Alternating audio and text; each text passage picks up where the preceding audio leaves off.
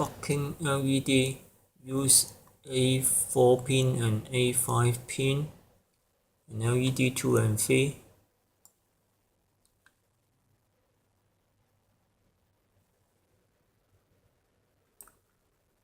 And here is the code for the debugging LED.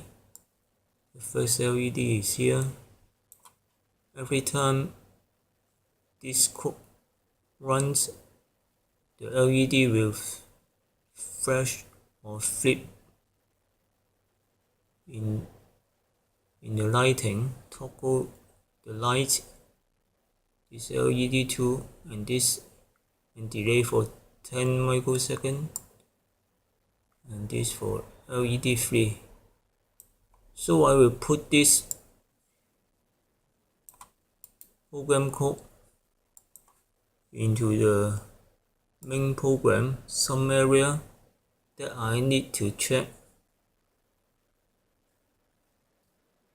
For example, in here that I mentioned before, and here is 215, the first delay, and the first bit here. The point I need to check is I name it is critical point here, is 200 microsecond delay. After, I will put 200 here instead of 400 delay. First delay 215 and delay here 200, and then I will put the code here and then check, run the program and check. This is the receiver pin. If it is high, then it go to high. Here it go to high, then LED will flip its lighting. Then I load down this delay value 200, maybe 115, and test it. If it don't respond, then it means this is not high. Then the first one, 200, is the critical point. Also, I can put this 215 and check it again and get the middle value. And the middle value is the critical point at 200. And do the same for the rest. And go on to from the beginning. In this program, I first to introduce here the lower part.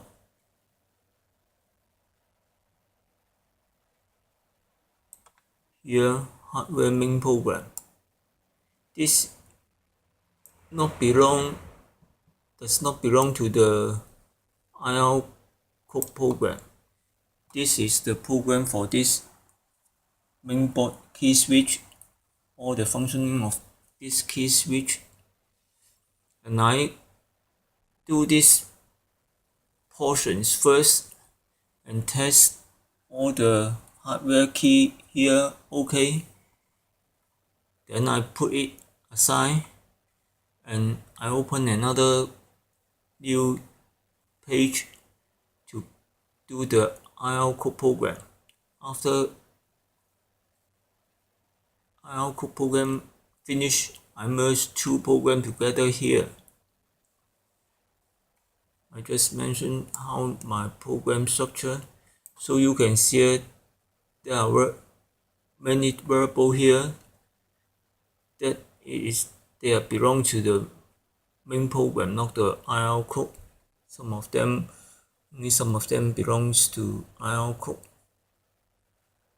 And another area I want to specify is the interrupt. Why in this pooling methods I also use the interrupt. I later will explain. Here is attach interrupt and go to this subroutine. Subroutine is here. Here is doing the time recording. Here you use this function millisecond.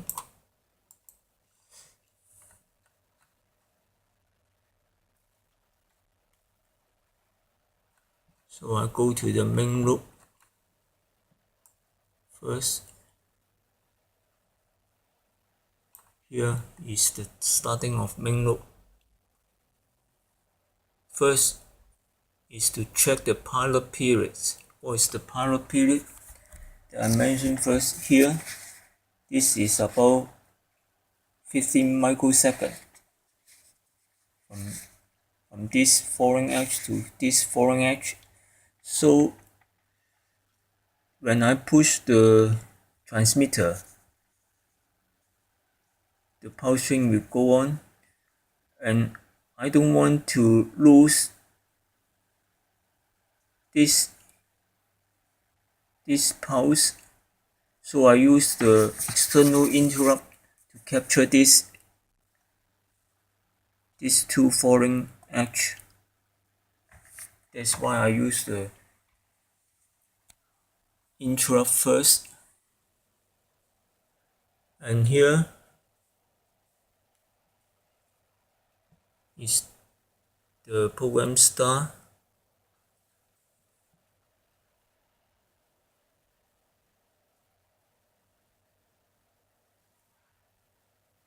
If there is interrupt, there is the time value, and by subtractions I get the elapsed time. If this time is falling between these two values, this two value is around the middle area is 15 microseconds. And then I will detach the interrupt and just stop the external interrupt and go to this subroutine checking interval.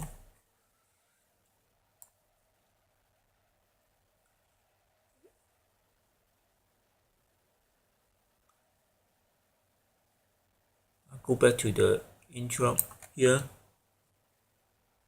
This is the interrupt subroutine first.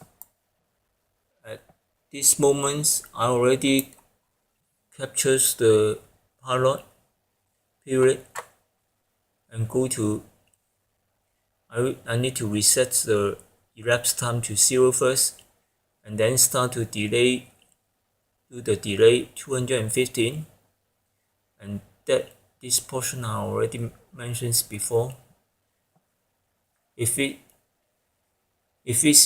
is high after the delay, then this is wrong, because after this delay, you can see here this position, this should be low. So if this is high, then go to end loop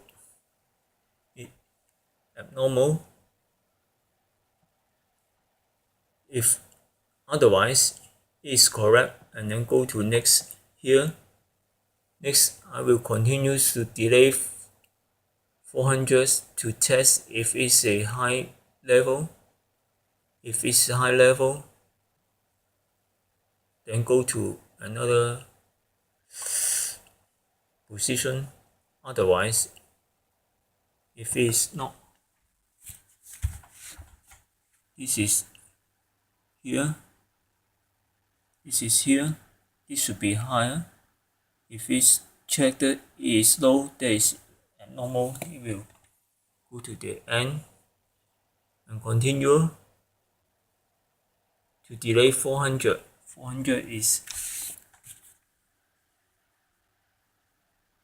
from here go to here 400 to check. If it's high, then this bit is 1, otherwise it's a wrong bit, is a 0. Delay 400 is checking here.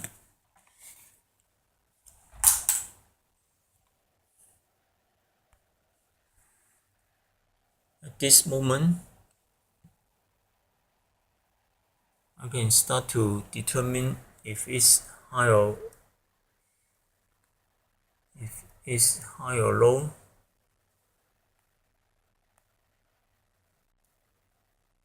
So if this is high, then it's bit 1, and if this is bit 1, I put the variable here. This is the first bit. This variable is 2 bytes, and the uppermost 4 bits are of no use, and the first receive bit is here. I put it 1, and or function, or this value, and then go to F2, this here. If this is not high, then it must be 0, and if 0, I put this 0, and the rest is 1, and use AND function to this, and then go to the next position and start to checking the second bit here. And this procedure is same as before, and continue until 10 bit, until 12 bit will finish. And here you can see the 12 bit finish. It go to here, and here I set the flag here. If previously, if it's wrong, abnormal, it will go to this area. And here I got the decoded value here.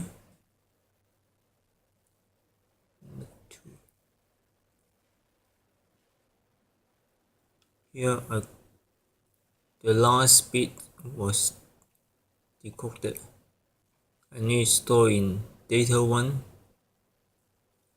and going to this position, data 1, I use this value because only these 2 bytes are the address bus, so I mask out these 2 bytes and remain center the middle one, and store it in this variable, and I compare this variable with the predefined value here. This is the address bit. If this correct, then I set the flag here, means it decoded, and then go on. I mask out the data byte, the 4 bits here, and store this. This is for the 1 to 4th key. This is the data byte, and store it here. for later use. And then go to this position. I need to reset all these variables to 0. And also I turn this is another important area, turn on the external interrupt again. I use this interrupt 0 here, interrupt 0 here. I put on a delay 100 microsecond. This is to let the programs stop a little bit to prevent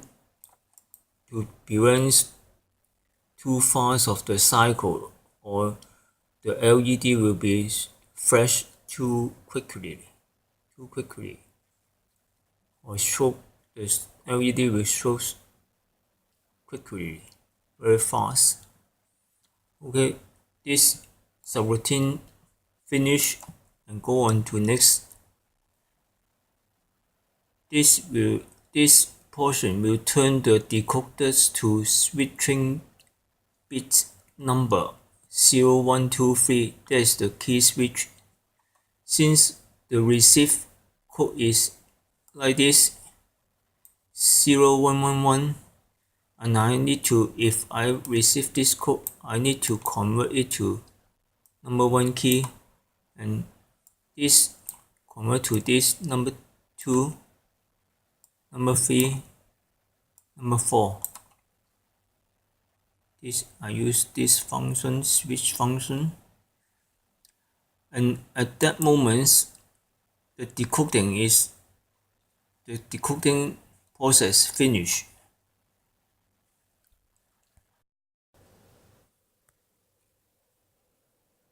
One important thing is you can see here the data I check right here.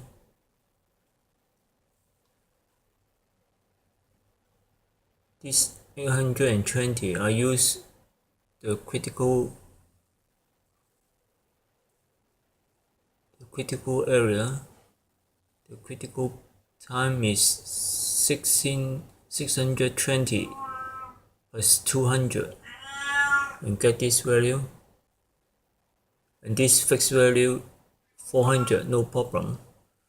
This is the second bit, and this is the third bit. You can see this value is different slightly, 815. This also adding from here 650, and this value is, every time I add 200 on the critical time value, this go to 815 and slightly different, and here 815, this same,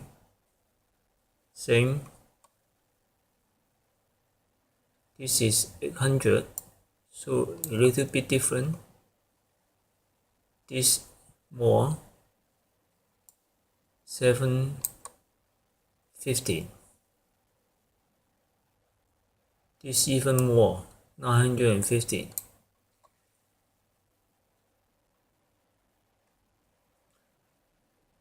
This is 900.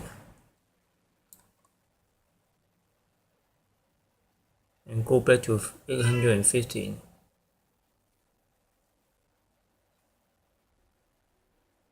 So it's necessary to do the precise checking on the time in order you get the correct value, and so you can, your IR receiver can do it properly. So, and that is why I don't use the standard library function. These two variables, I need to use integer data, and it's a 2-byte variable. and show this the data 1 and data 2 and at the end of the program here I need to clear the flag here, flag 2. This is the decoded flag and I need to reset it to 0 for the next cycle of to receive a new pulse string for decoding, and also set 0 to here and go back to loop start.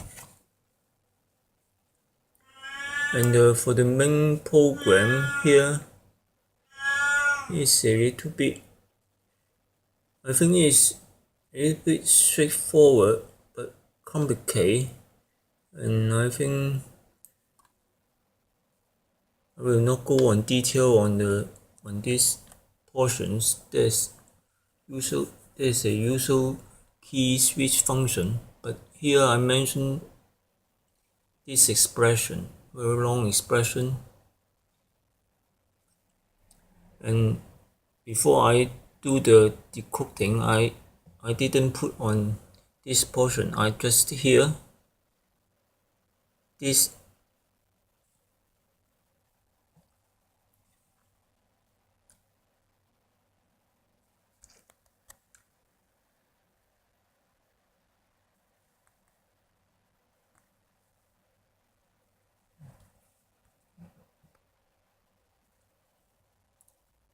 is the key switch number 0. If it's high, just looking at this portion, if it's high, then it will go on to the end of the loop, end of the program. If it's 0, that means it was pressed down and go on here and do the some program, the LED switching or something else, and then go on to the next key. Next key here is key number 2, and for the rest is the same. But after adding the infrared remote control, I add this statement here, and I use AND function. Actually, it should be OR, but it go to the end of program. There's no need to do any work. And here, if it's high, that means the key is not pressed, and if it's high, then the remote control key also not pressed. So I use this NOT, and here I use AND function here. This is the decoded flag. If this decoded flag is 0, that is not decoded, then this statement is 0 and not, and it become 1, and if this is also 1, then all the expression is 1, then go to end of program. So only if this is decoded flag is 1, and also this also 1, then this expression and NOT will be 0, and either one is 0, then it will go to processing to switch on the LED. This 0 will switch on LED. This 0 will also go and also 0 will go on switch this LED. So it turned out that I can press this key switch. It can strobe the LED, and also I can put on this. I can also strobe the LED. Either one of those keys push the LED strobes. Then it ends this program code. In the next episodes, I will explain this the interrupt function program codes. Thank you for your watching. If you like this video, please thumbs up and subscribe. Thank you for your watching.